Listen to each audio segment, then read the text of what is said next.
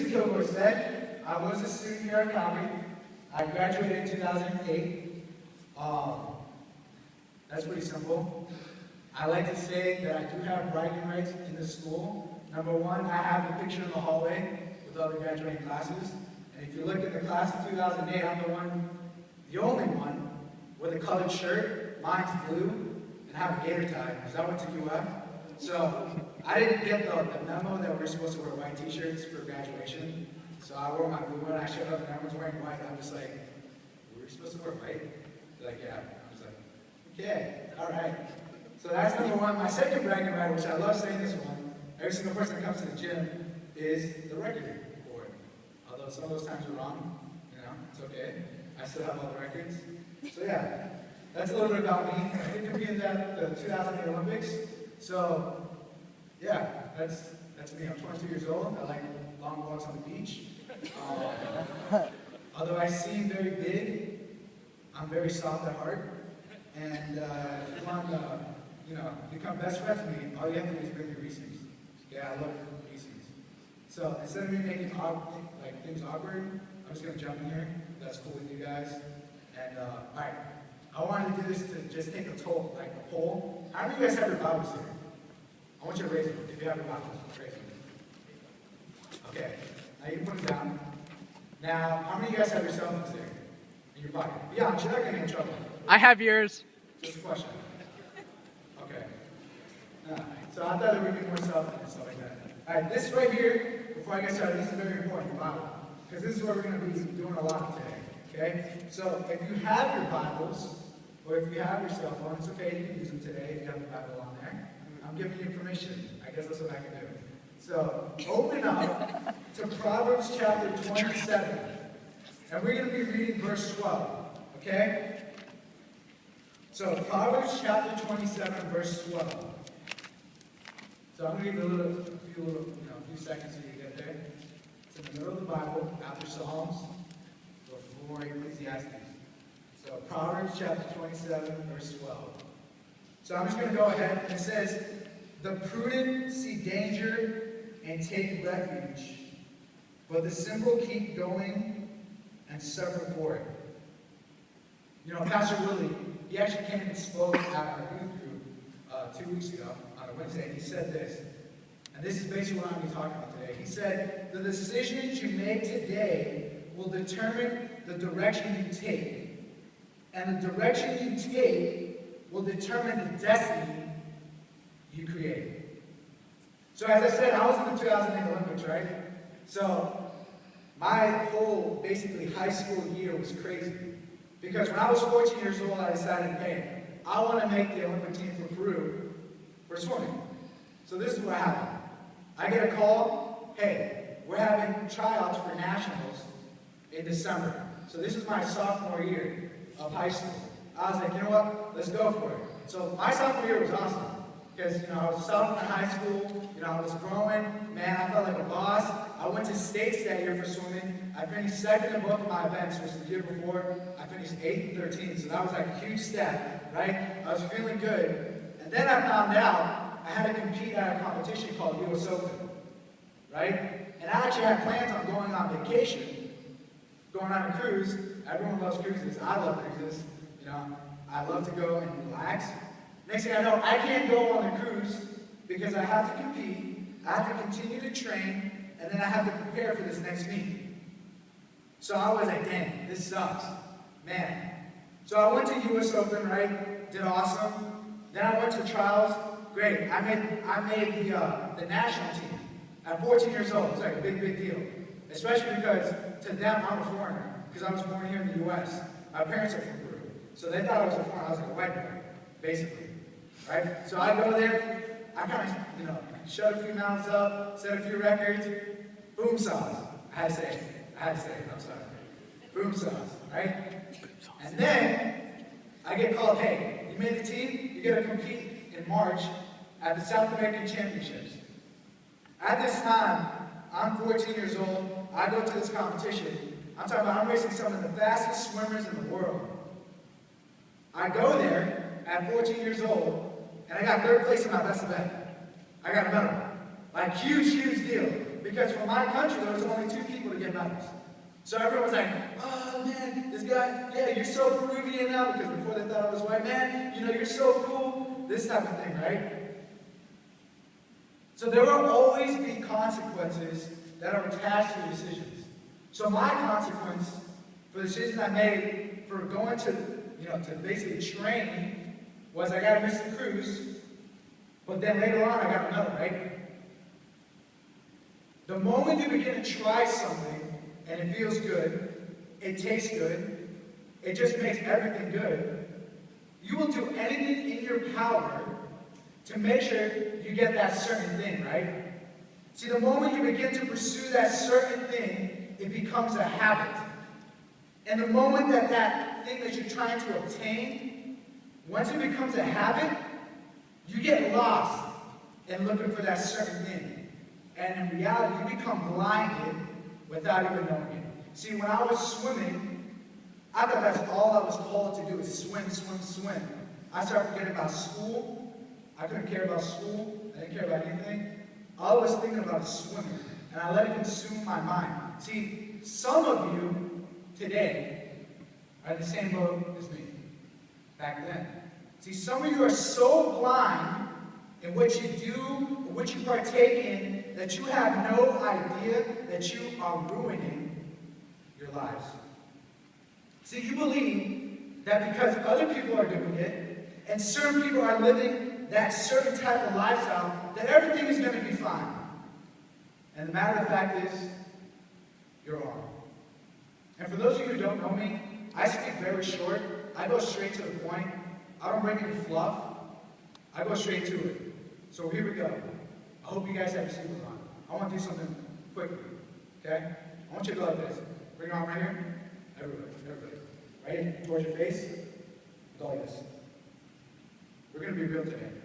Is that cool? We're going to be real today. I'm going to talk about 3 people today. 3 types of people. Here goes Hosea talking about 3 people. You always hear this, right? But I'm going to give it to you in a way you never heard it. Number 1, there's 3 types of people in this building. Number 1 is the believer, right?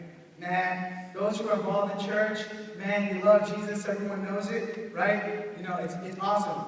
But you recognize that you still have something, you still have your issues, you still have your problems, but you love Jesus, right? You're basically unashamed about it, you're so uptight about it, but you lack in one area. You lack in one area. See, the area you lack in is that you lack in showing love to others. See, some of you think you're holier than thou, right? You use your wisdom and your knowledge to put people down or basically make them feel bad about themselves. See, instead of praying for those who are lost, you criticize them and you persecute them. See, either you ignore them, you talk about them, or basically, all you do is you look down on them. See, some of you need to step down from your pedestal because you're not the Pope. Did not Jesus hang with sinners? And he did. And he portrayed it with love. He showed them love. It says in 1 John chapter 4, verse 8, it says, whoever does not love does not know God. Why? Because God is love. So if you're criticizing people, if you're persecuting people, and you're not showing love on them, you don't know God. You have no idea who God really is. You need to question yourself. Because God is love. That's number 1. Number 2, the second type of person in here is what I like to call a church kid. Right? The typical Wednesday and Sunday attendee, it appears that you love God. But in reality, when no one's looking, or when you're not at school, or when you're not at church, you don't really follow God's instructions. See, some of you are more of a believer than a believer. You guys get that? Some of you are more of a believer than a believer. You guys know what believers are, right? Some of you are more like that than you believe in God. See, you are a fan of Jesus, but not a follower. You like to rent Jesus out. What do I mean by that? See, you take Jesus off the shelf when situations get rough, when you have breakups, when you just want to give up. But when everything seems good, you put Jesus back on the shelf. I'm about to blow your minds right here. Because when God told me to put this down on my notes, I was like, whoa. See, some of us, we tend to treat Jesus the same way or similar to the way people use prostitutes. What do I mean by that? What I mean is, we want Jesus when we want something or that good feeling, and then when we are done with him, we push him away until we need to fill that void again. See, what happens is we begin to live for ourselves until living for ourselves crashes, and you go back to Jesus to make yourself feel good again, and it turns into a vicious cycle. You know, it's funny, because the Jesus I serve, he's not plastic. But some of your fruits, the way you guys act, is plastic. The third type of person that's in this room, I like to call the IDGA blank. The I don't give a blank. Fill in that blank. See, you hate going to church. You hate the fact that you're in a Christian school. You hate you have to be in chapel. You'd rather be with your friends and recap the weekend or repeat it. See, you'd rather be smoking a blunt or, hanging out with your friends. You'd rather be hanging out with that boy or girl you're sexting with. See, you'd rather be getting drunk with your friends. You'd rather be having a great time. And the last thing you want to do is be in a place where they talk about Jesus. See, you don't care about anything. All you care about is me, myself, and I. See, you use phrases like, forget the world, YOLO, I'm just doing me, I'm young, wild, and free. I have the rest of my life to be serious. Right now is my time to have fun. See, these are the phrases that you consume yourself with and portray with your lifestyle and words towards your peers, your teachers, and your parents. See, without even knowing it, the decisions that you are making are determining a direction towards destruction, which leads to a destiny of death. Why? Because the decisions you make today will determine the direction you take, and the direction you take will determine the destiny you create. But there's a good side. There's hope. See, it says in Romans chapter 3, verse 23, it says, for all have sinned and fall short of the glory of God. I'm going to be the first one to raise my hand. Man, I need Jesus the most. Man, I sin all the time. Man, I told this to the middle school yesterday. I'm going to be the first one up here raising my hand. I need Jesus. Why? Because we all have sinned, and we all have fallen short of the glory of God. God even encourages us. In Proverbs 27, verse 11, it says, be wise, my son, and bring joy to my heart. Then I can answer anyone who treats me with contempt. One of my favorite quotes is about Rick Warren. He says, God is love. He didn't need us, but he wanted us. And that's the most amazing thing. See, God is love, okay? I said that like 5 times today. He didn't need us. We know that. But the thing is that he wanted us. And that's the most amazing thing. And even though we might know that, maybe we've heard it before, we still don't apply it to our lives. Why? Man, we make mistakes. We got struggles. We got issues. We think because of the way that we criticize ourselves, God wants nothing to do with us. Because we're human beings, because we're simple human beings, God wants nothing to do with us. Now, I'm about to get personal with you guys, man. I remember when I was at UF, I was living a horrible lifestyle. Now, I was out partying all the time. Man, I had girls all the time. I had money. I had all these certain things, right? And then I lost them. I lost that thing. And at that point, I didn't know what to do with myself. To the point where I remember one day, I was sitting next to my bed, on the ground, on the carpet.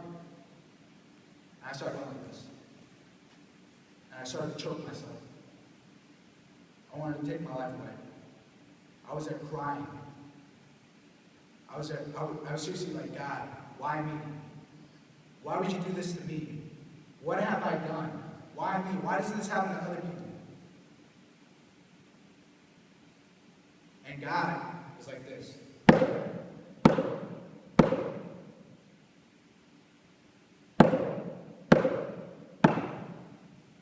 It says in Revelation, God is knocking at the door. God is knocking at the door. He is waiting for people to hear him and let him in. Because he wants to eat with you. That's what the verse says. Because he wants to spend time with you. And the problem is that we're not listening. We're not listening to what God wants. Man, I understand some of you guys got your issues.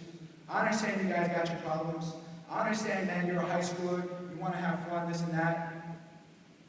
And in the midst of all your troubles, man, you question yourself, God, why me? God, why would you let this happen to me?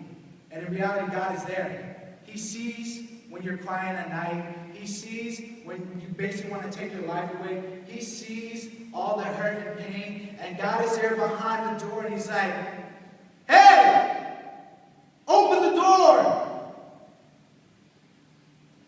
Open the door. I want to help you. I want to comfort you.